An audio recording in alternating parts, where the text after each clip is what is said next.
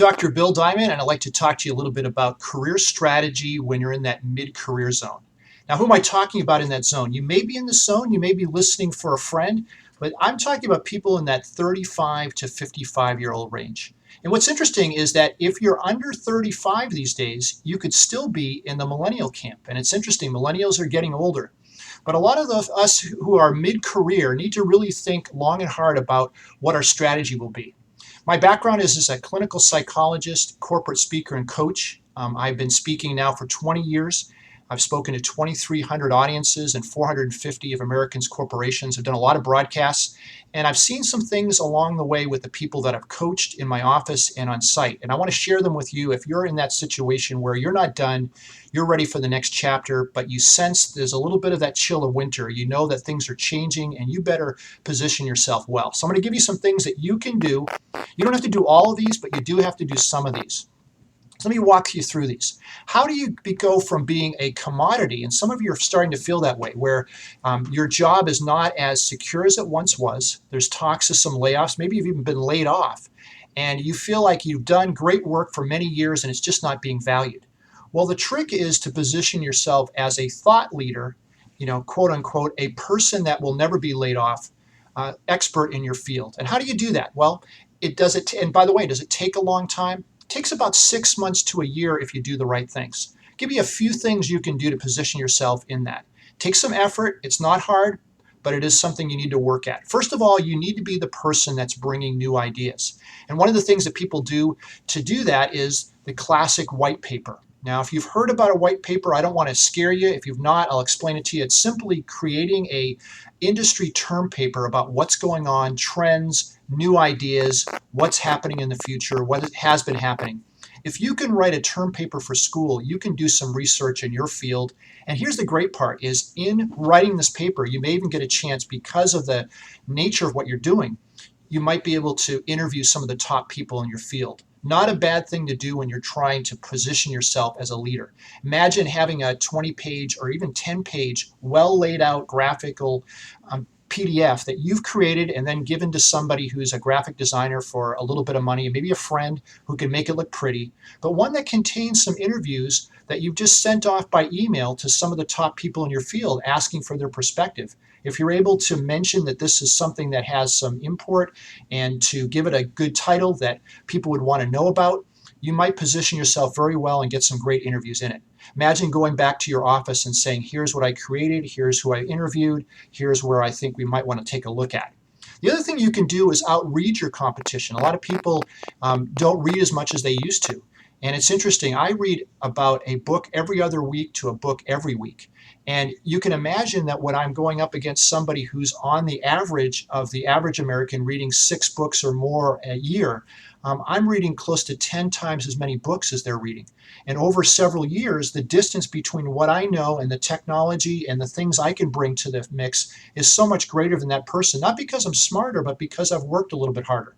The other thing I do when I drive is I listen to cutting edge podcasts. And over the last, say, 5 years, I have a little indicator on my iPhone, my podcast aggregator, which is a little app where I listen to podcasts. I've listened to over 500 hours of instruction. And you think about what that would work out to actual courses. So most of you aren't going to go back to school. A lot of people dream about it. Many of you are in the right ballpark, but you might be playing for the wrong team. You may need to change companies. If the horse is dead, it's time to dismount. Or you're in the right team, but you're not playing the right position. There's a few of you that come in, though, that are ready for something totally different. Maybe you're ready to go into entrepreneurship. And I love that aspect of what I do. I'm kind of a solopreneur. I love Shark Tank, as many of you do. But you know what? You've got to have all the skills, or at least be able to bring some of those people in.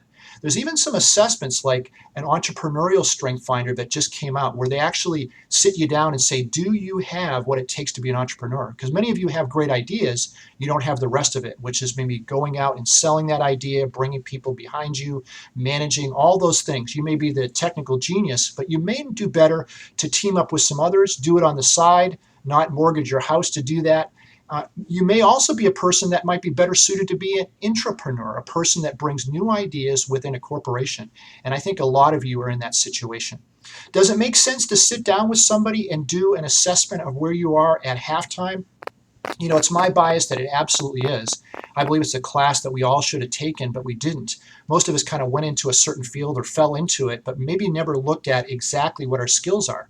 So one of the things I like to do with people is have them take the Strengths Finder 2.0, and you can take that by yourself. You can get the book and take that test, and then look at your current job, look at your 5 top skills and say, how much of each of these skills are being used or are being used in my current position? Maybe the first one is being used 8 out of 10, 80% of the time. Maybe the second one, not at all. Maybe you've got a 5, a 4, a 10, a 9. But the goal is, of course, is to migrate into a situation with more and more of your skills being used that are your top 5. And a lot of people just are stuck.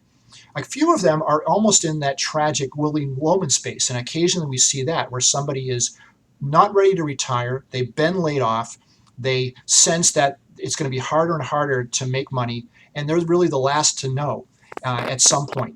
Other people are here because they want to be proactive, but you got to be thinking about how do you position yourself well. Let me give you one other idea that will be helpful. Those of us that are in the mid-career space, for the most part, are what we call digital immigrants. We speak technology, but it's our second language. We can be fluent, but never as fluent as a native speaker. They say the average person who's learned a second language has a vocabulary of about no more than 50,000 words.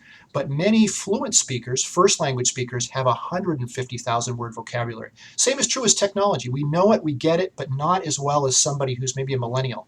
So millennials are digital natives. We tend to be digital immigrants. We've got to be willing to do what we need to do to catch up with it. We can't just do continuing education or the minimum or whatever our company provides. I like what Brian Tracy said. He said 2 things. Invest 3% of your salary on bettering yourself, which is way beyond just going to a few classes, and try to be 1/10 of 1% better every day. What's 1/10 of 1%? It's 1,000th better. If you do that for 10 years, you're going to be 10 times as good as you are now.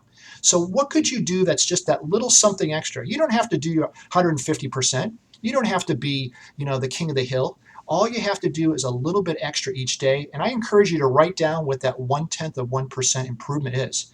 And I think if you do some of these things, you get some assessment if you need it, you will position yourself well for the second half of your career. If I can be of help to you, let's talk, let's email, let's figure out what your next steps are. Thanks for listening and watching.